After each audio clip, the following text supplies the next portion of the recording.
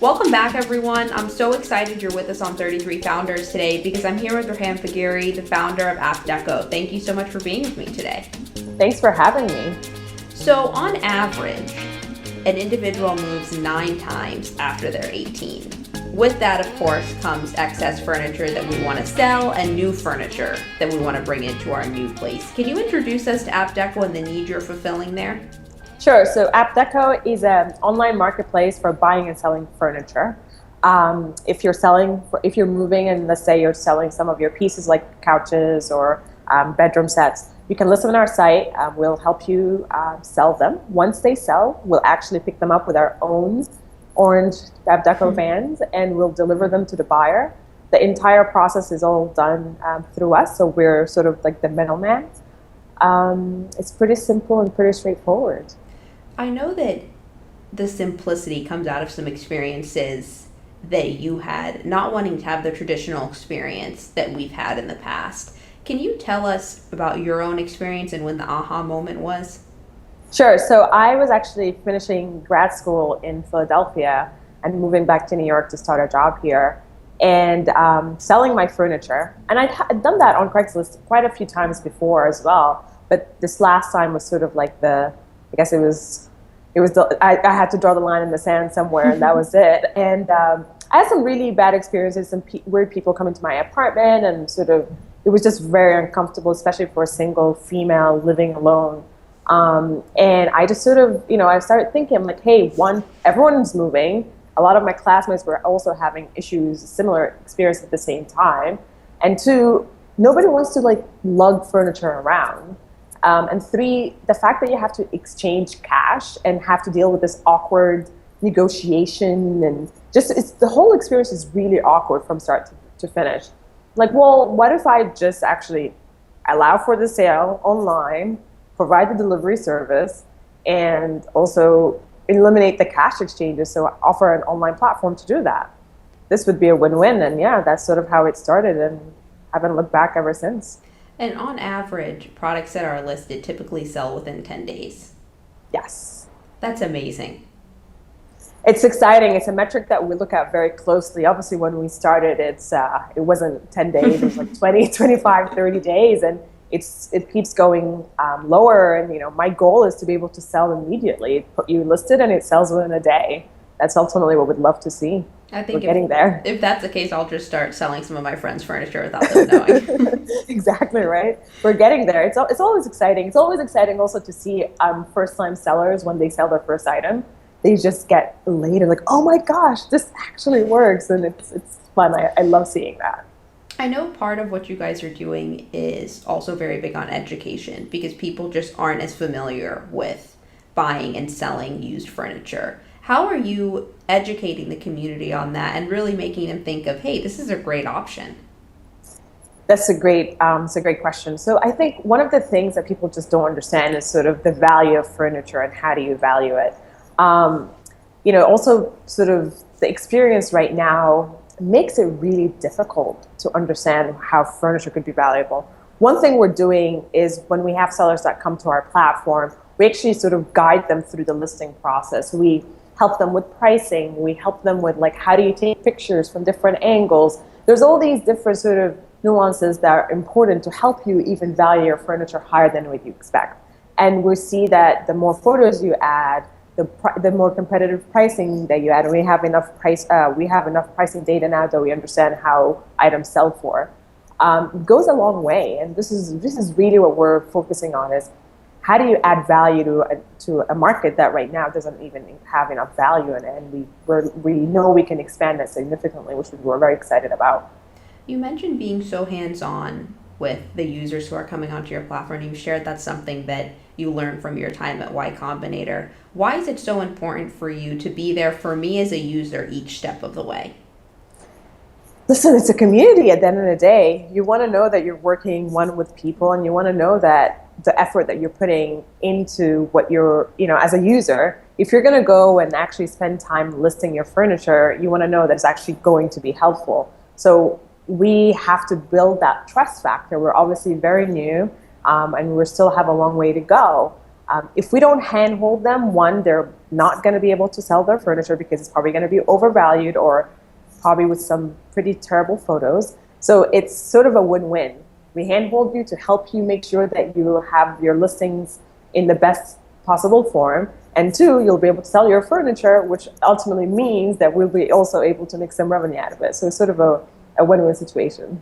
As a result of being there each step of the process, it enables you guys to discover different features in your service that you love and you want to do more of, or some that you say, you know what, the workflow here isn't that great. I know that was another thing from YC that you guys really honed in on. Can you tell us about that experience? Oh, yeah. The best thing is to talk to your customers, really. So talking to your customers really gives you a great insight on what works and what doesn't work. I remember actually when one of the first things that in YC, one of our first meetings there, they're like, oh, like, what are you guys doing in San Francisco? Or like in the Bay Area, you should be in New York. Like, okay, well, I guess we'll be in New York, but YC obviously is in San Francisco.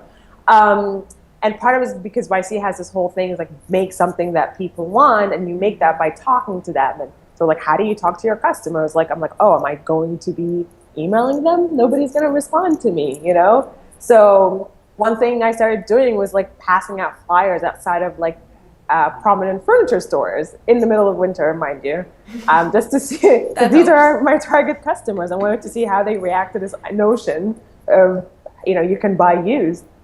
And we learned a ton from that, actually. We learned a ton to the extent where even stores are now using us as a platform for selling.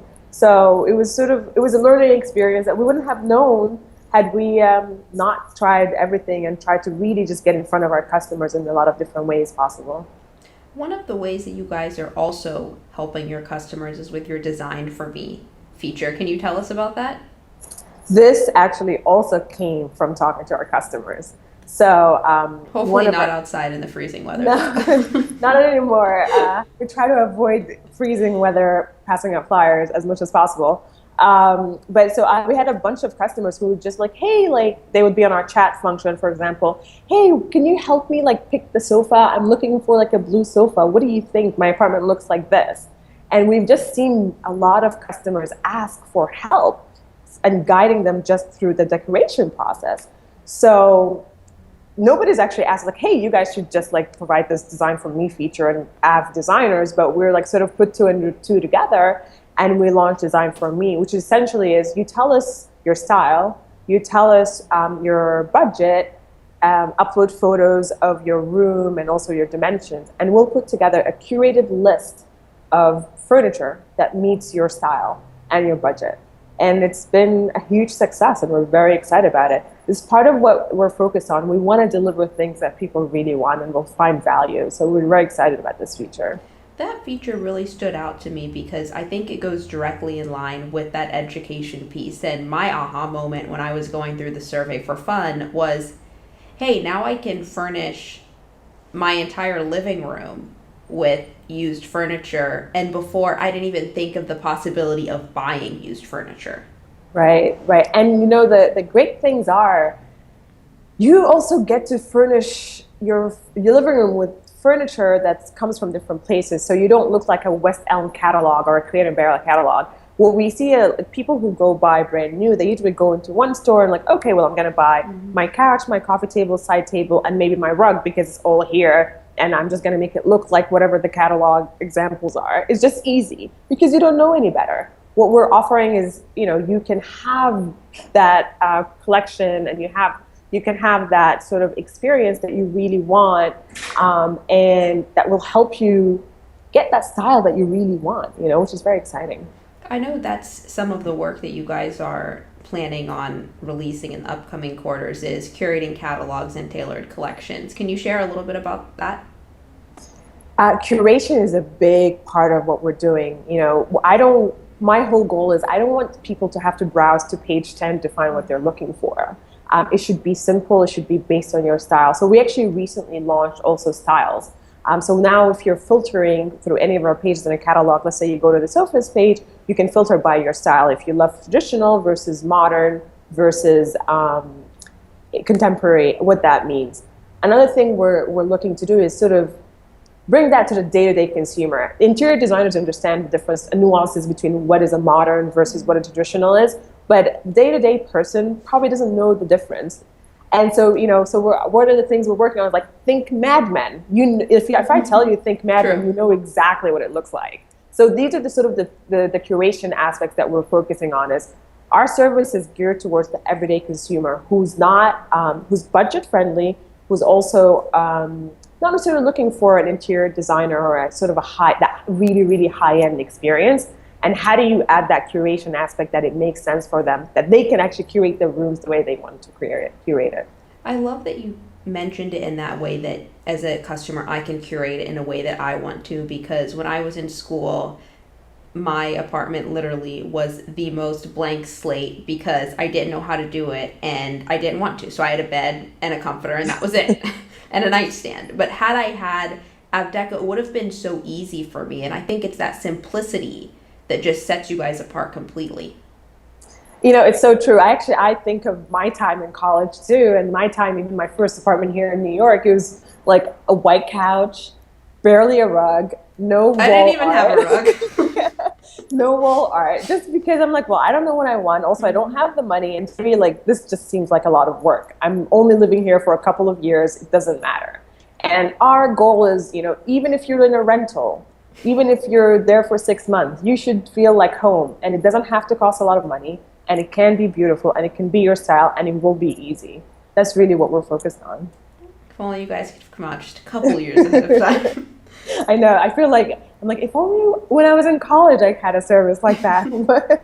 Yeah, but it's exciting. It's there now. And it'll be in a lot of different cities soon too. So on that note of the way that you guys are bridging literally every part of the experience that we were just talking about. So getting the furniture, putting it together, and having a great experience. It lends to a great insight that my dad just shared with me from an article about the world's greatest billionaires. So good future for AptDeco. But he said that billionaires don't focus on being the best. They focus on being the only. And I feel like that's what you guys are going. You've said before that you want AptDeco to be the destination that people buy and sell furniture, period. Yes, that's actually a great insight. And for us, it's really about that. Like, we see this as a potential that can be for anyone. It's not just for used furniture. The reason why I didn't emphasize the used part is because we see ourselves beyond just used furniture.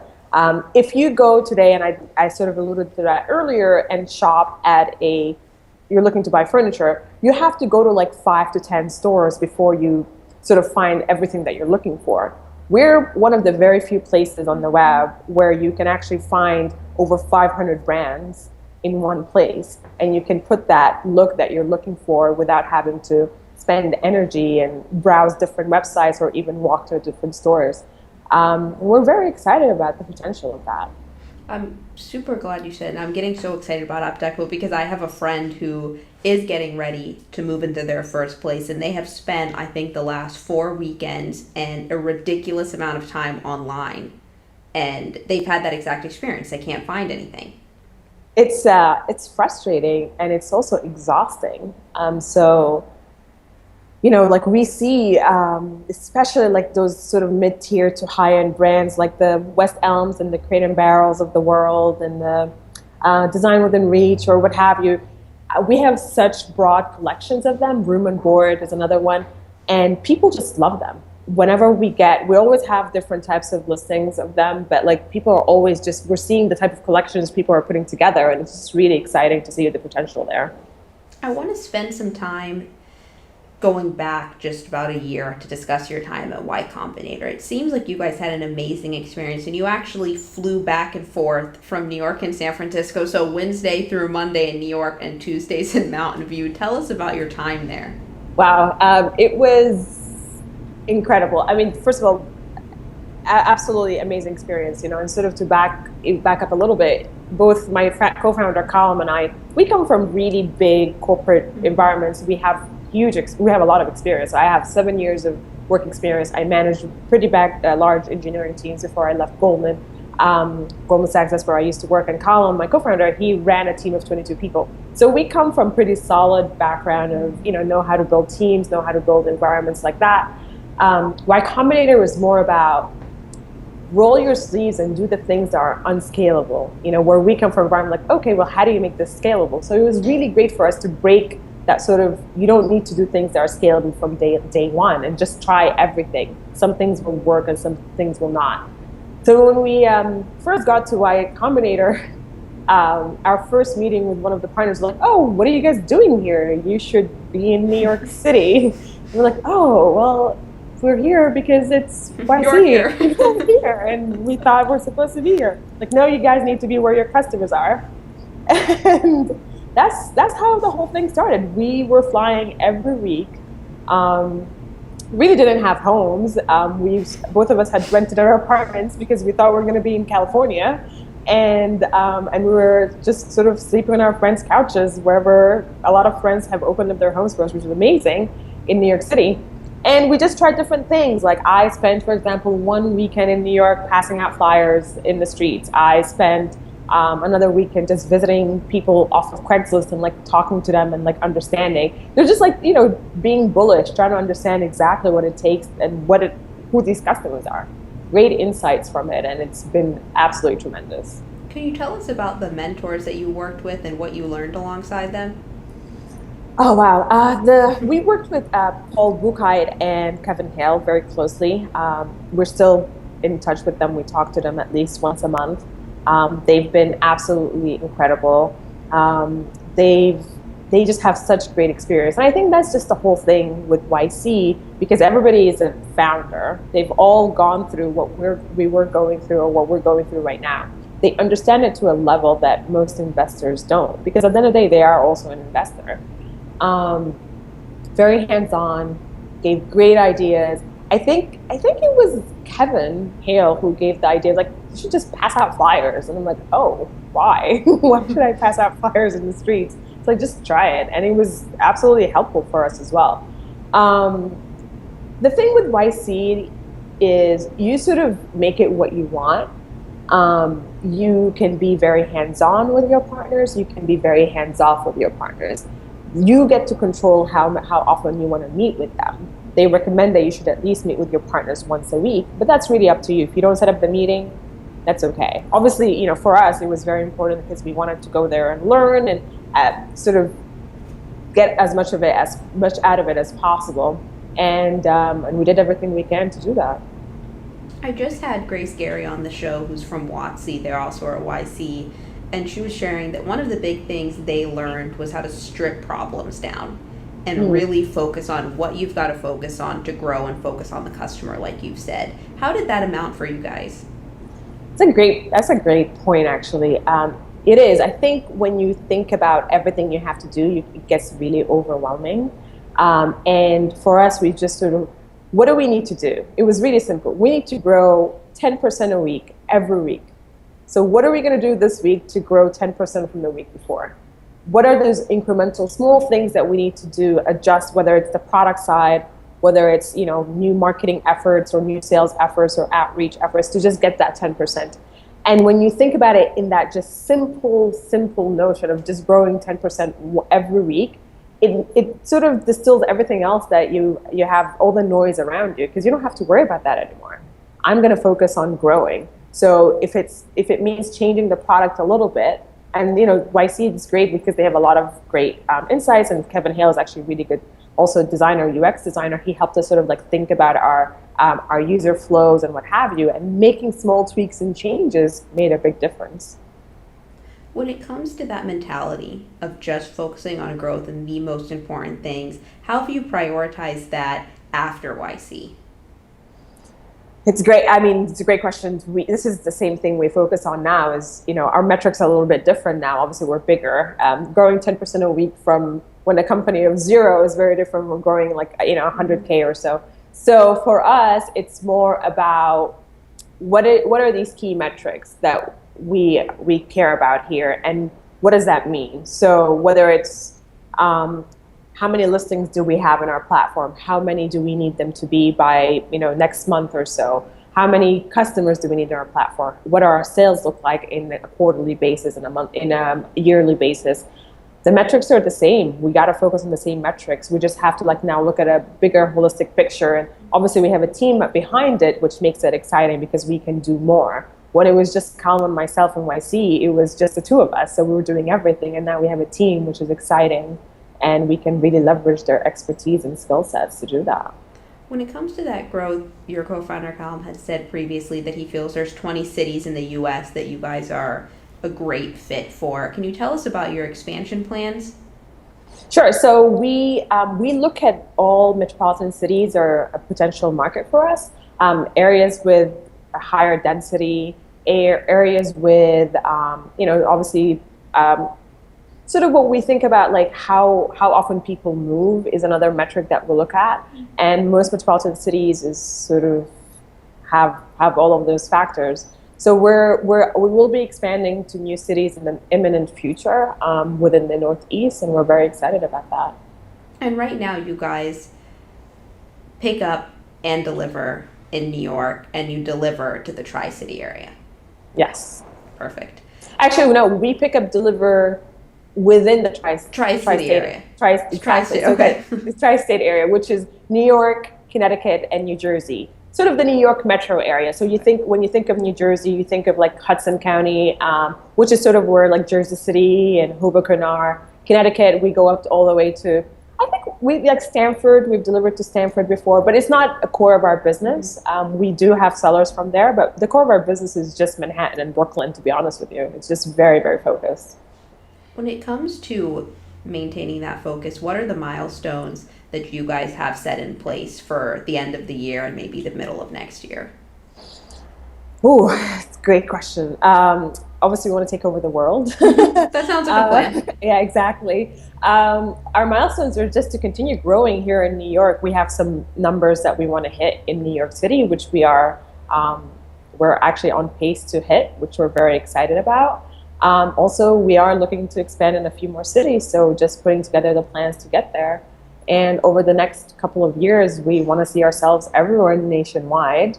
And a few years after that, or maybe even shorter, we'll be global. I've had people from all over the world ask me to launch in different cities: London, Dubai, Hong Kong.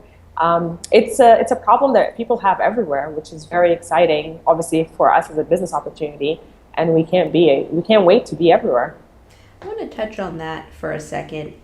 You just mentioned there's so many people across the globe who want AptDeco. So there's got to be a part of you that says, hey, I'm going to go launch in Spain. But you know that you can't do that for sustainable growth. Can you talk about the focus that you have on sustainable growth before just spreading wide and fast? I mean, it's a great question. It's actually a debate we have here all the time, because it's one of those things that, you think you know what it takes, and then if you spread yourself too thin, and then sort of your customers get upset, or your core customer base gets upset. For us, the reason why we've been slow to expand is because we really want to nail down exactly what it takes to expand into other cities. And also, we do not want to sacrifice our position here in New York City. We're definitely the market leader in New York. On average, you'll probably talk to one in 3 to 4 people probably knows about AptDeco at this point, which is very exciting for us. Obviously, we want everyone to know about us, but we're not there yet. So for us, launching quickly to other markets doesn't make sense, because we want to own New York, then we want to slowly get to other cities when we feel we're ready, when we have the scalability factors, and we look at like our tech side. So have we built our technology to be able to support double the volume in other cities? What does it take to build that technology? I don't know what that is until we actually really understand what it takes. And we're actually now there. We figured out exactly what we need to do from a tech side, and we're building that tech side to prepare for launching in other cities. But it's not as simple like, okay, I'm just going to go there and we'll figure it out, because you're going to sacrifice a lot. You're going to sacrifice your customer experience, which is so important when you're such a small company. Your customers come first, and if you have that one bad experience, it just can turn everything around. It really does. That, especially like you said, at this stage, you have a couple of bad ones and it completely changes everything.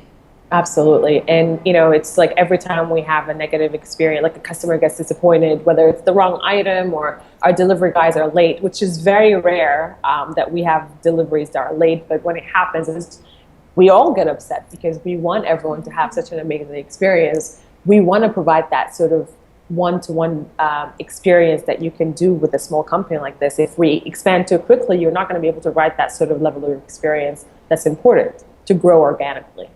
You shared a great insight and a very honest lesson that you learned on that process about not having a close enough look on the company's financial and almost caused you guys to fail. Can you share insight into that and how it's changed? You said now you literally look at every dime coming in and out. Yeah, so I think it was right after YC. It was really overwhelming time when it was just Calum and I, and just building, obviously we're growing the company. We're also growing probably faster than we, one, anticipated, but two, we could handle for two people. We didn't hire quickly enough. We should have hired sooner, considering how fast we were growing. And we also, so our sort of priorities, well, I'm just trying to grow, so I'm not going to worry about what else is going on. It was just sort of like priorities, right? And then we hired a couple of people, and I looked at our financials. I'm like, oh wow, like, we were burning more money than we should, especially at our size. And it was just because we weren't looking closely. And it was one of those lessons like, okay, well, we really need to sort of put things in perspective. It's not, you can't just spend money everywhere. And we weren't, but it was just more about like, how do you budget and how do you ensure that you're planning for the future, you're planning for a year from now, or a year and a half from now. And yeah, I look at financials all the time now. So it's on my to-do list on pretty much a daily basis. So what are some of the creative solutions that you guys have come up with as such a small team that's working so hard and having a big impact? Because you guys are 6 right now, right? Yes. Creative solutions in terms of just features and products, or in terms of whether it's features and products, or if there's something, instead of hiring someone else, you can take on that job. Yeah. So we have customer service coverage every day of the week, every day, including weekends. So what we do is we actually do a rotation for coverage on weekends. So it lands that once every 4 or 5 weeks, you get to work one weekend to cover for customer service, which actually ends up, instead of hiring someone to do that job, we get to do it. And actually, I love it because I get to speak to our customers, especially now at this point where I'm like talking to investors and doing a lot of different things, and I'm not talking to customers on a day-to-day basis.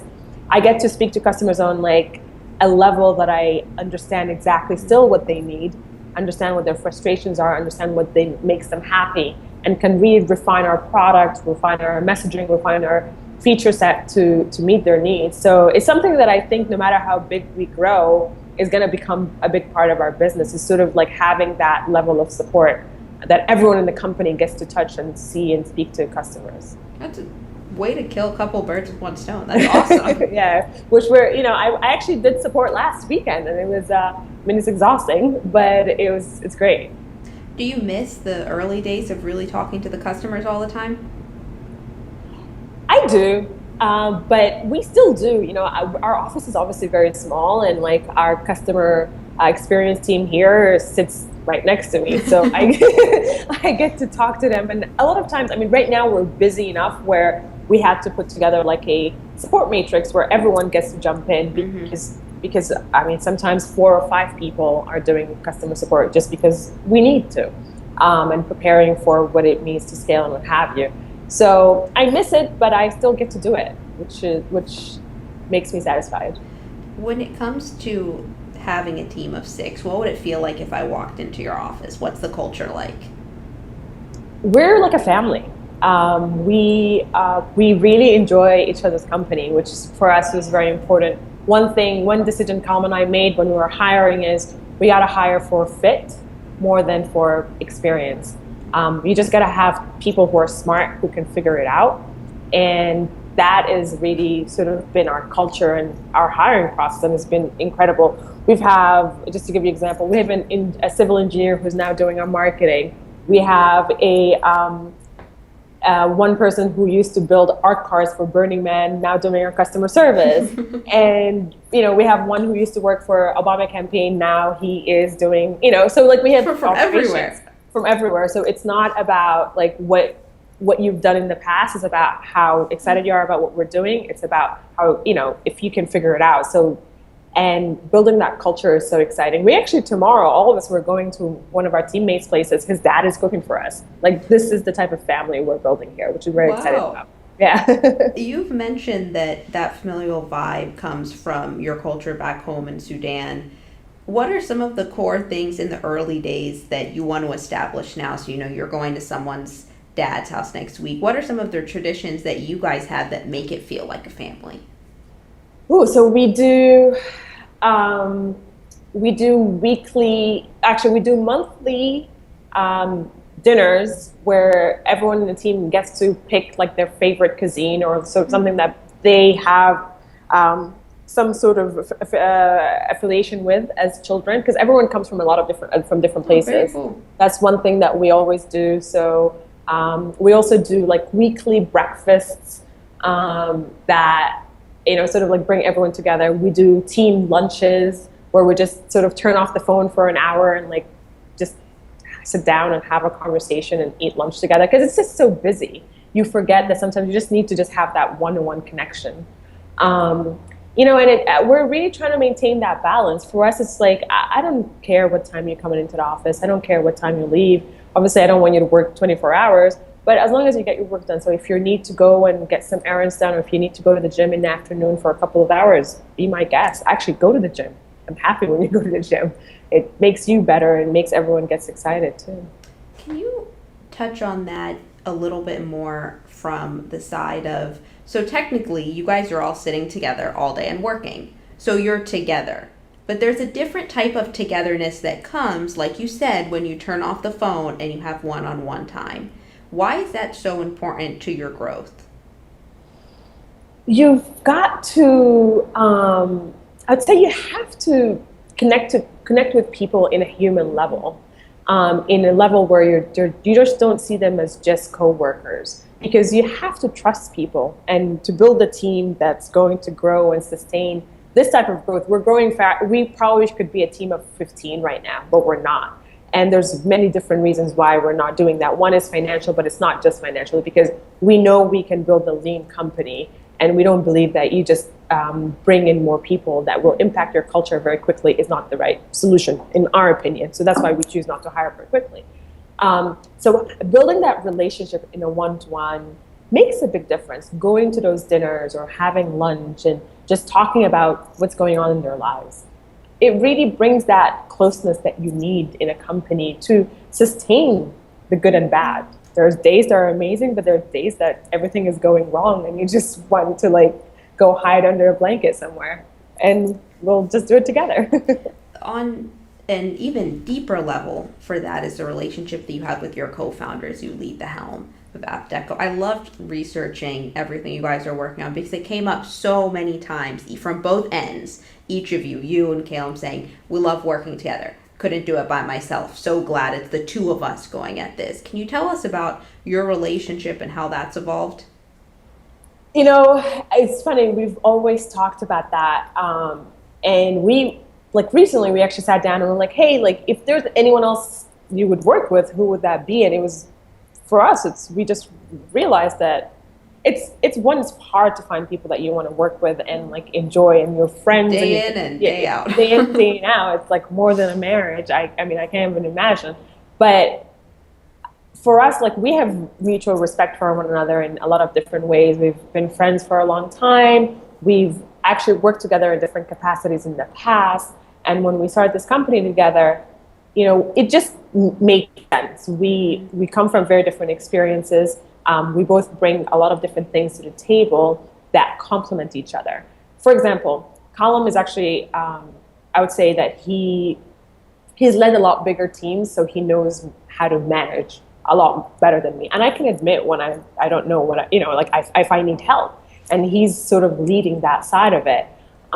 For me, I'm detail-oriented. Colin is not detail-oriented. And we know what our strengths and weaknesses are. So that's why I'm the one who's looking at financial statements all the time. And he's not, because trust me, you don't want him to do that. So, we know what our strengths and weaknesses are, and we're able to really build on top of that. And part of it is being comfortable talking about what you can do and you're not able to do and what you need help with.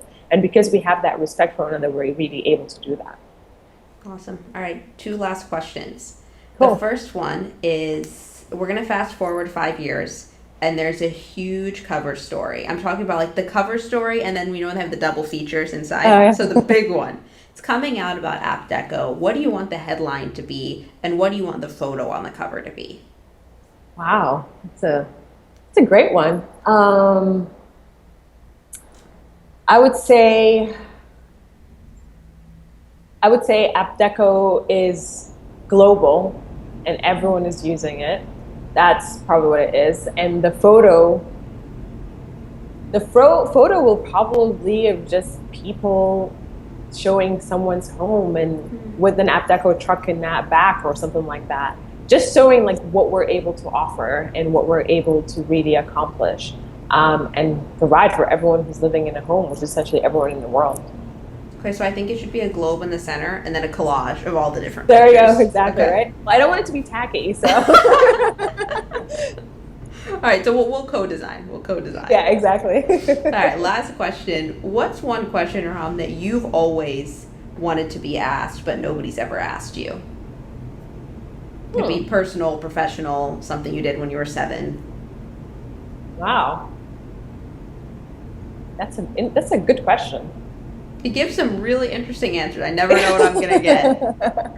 Yeah, I mean, I don't even know what kind of question I want people to ask me. Let's see.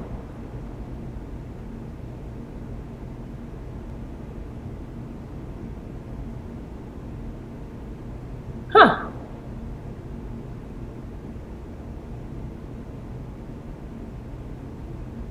You stumped me, but I'm sure there's something out there that I'm... One that I got last week that was great was, what karaoke song would you sing? Oh, wow. That was a really good one. Another awesome one that I didn't expect is, especially just because we talk about purpose all the time. Yeah. And one of the guys I was speaking with said, no one asks what drives me. And I was like, wow. Wow. You just think that comes up? Yeah, I guess that's a good point. One for me, I guess, it's funny. People don't realize, yes, I'm very detail-oriented, but one thing that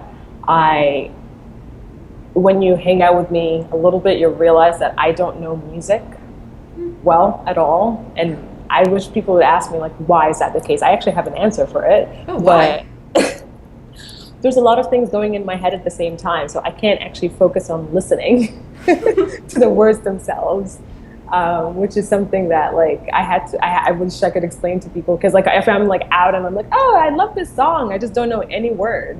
So. That's because you have the AptDeco band. There we go. They're the best. They're going to get all the Grammys this year. Exactly. Reham, I can't thank you enough for taking the time to share your work with us today. Before we go, how can everyone start using AptDeco and just gain an understanding of that education aspect that you guys are working on? Oh, it's my pleasure. Thanks for having me.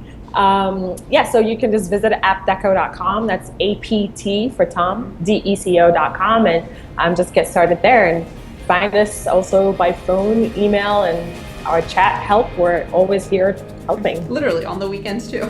On the weekends too, and a lot of times it's me. So awesome. Well, thank you so much. Thanks for having me. Well, enjoy the rest of your day.